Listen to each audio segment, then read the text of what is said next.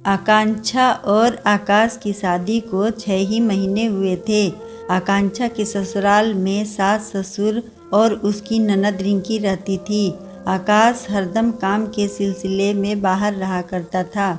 वह जब भी घर लौटता था तो आकांक्षा की सास उससे चुगली करती थी कि वो सबके साथ मिलकर रहने के बजाय अपने कमरे में ही बैठी रहती है और घर की काम में भी हाथ नहीं बटाती है।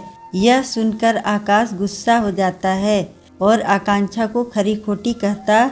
आकांक्षा समझाने की बहुत कोशिश करती है कि ऐसा कुछ नहीं है, लेकिन आकाश का एक ही जवाब होता, मुझे तुम्हारी सफाई नहीं सुनना है। माँ कभी झूठ नहीं बोलती। एक बार तो हद ही हो गई। आकाश के मामा जी आए हुए थे तो आकांक्षा खाने पीने का बंदोबस्त कर रही थी। तभी रिंकी अपनी भाभी से कहती है, क्या बात है, मामा जी के सामने अच्छी बनने के लिए इतना खाना बना रही हैं?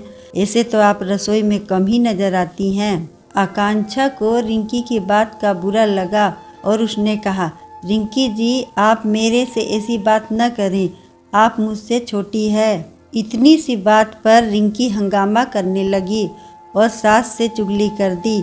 बात बहुत बढ़ गया। तभी सास कहती है कि आकांक्षा को रिंकी से माफ़ी मांगनी होगी, तब जाकर शांति होगा। आकांक्षा बहुत समझाने की कोशिश करती है कि उसने रिंकी को ऐसा कुछ नहीं कहा है, लेकिन उसकी बात को किसी ने नहीं सुनी। कई दिनों तक किसी ने भी आकांक्षा से बात नहीं किया। आकांक्षा भी अपनी बात पर कायम रहती है। उसको पता था कि वो अगर आज झुक गई तो इस घर में उसे कभी इज्जत नहीं मिलेगी। एक रोज आकाश अचानक घर आया तो देखा कि आकांक्षा खाना बना रही होती है और रिंकी माँ से उसकी चुगली कर रही होती है। ये दोनों यही बात कर रहे थे कि उस दिन गलती रिंकी की थी, लेकिन ये बात किसी को पता नहीं चलनी चाहिए। सास कहती है कि गलती किसी की भी हो, माफ़ी तो आकांक्षा को ही मांगनी होगी। आकाश इन लोगों की बात सुनकर समझ गया था कि आकांक्षा की कोई गलती नहीं थी। वो अपनी माँ बहन को समझाता है कि ऐसा करना गलत है। आकांक्षा अभी हमारे घर में नई नई आई है, हमें उसका साथ देना चाहिए, न कि उसके खिलाफ षड्यंत्र। अब आकांक्षा के लिए मेरी इज्जत और बढ़ गई है और मैं हर वक्त उसका साथ दूंगा। उसने माफ़ी नहीं मांगकर न सिर्फ अपने आत्मसम्मान की रक्षा की, बल्कि मुझे भी बचा लिया, वरना मैं अपने आप को कभी माफ़ नहीं कर पाता।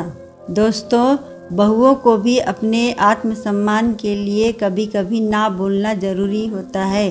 ससुराल में कभी कभी बहुओं को दबा कर रखा जाता है, जो सही नहीं है।